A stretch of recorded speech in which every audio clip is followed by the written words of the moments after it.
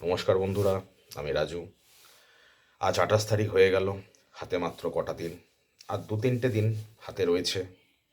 তারপরেই শুভ নববর্ষ, নতুন বছর, হ্যাপি নিউ ইয়ার আসছে। তো এই নতুন বছরে সবাই আনন্দ করুন। নতুন বছরে নতুন করে ভাবনা চিন্তার সাথে আমরা এগোই। আমরা নতুন করে বাঁচার উদ্দেশ্যে আমরা থাকি, কিন্তু এই ভিডিওটি যে উদ্দেশ্যে করা সেটা হচ্ছে অনলাইন ফ্রড হইতে সাবধান। কারণ যারা অনলাইন জালিয়াতি করছে, এই হ্যাকাররা, তারা এই হ্যাপি নিউ ইয়ারের দিনটি তারা অপেক্ষা করবে।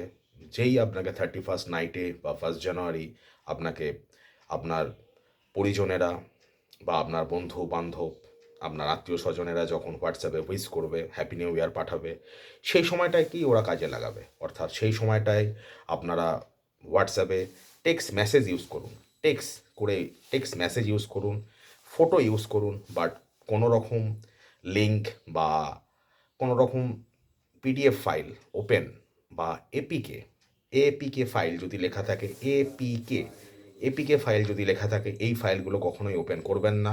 কারণ এই সমস্ত ফাইল ওপেন করা মানে সম্পূর্ণ হ্যাকারদের হাতে আপনার ফোনের ডেটা চলে যেতে পারে। তো সেই ক্ষেত্রে আপনারা বিপদে পড়তে পারেন।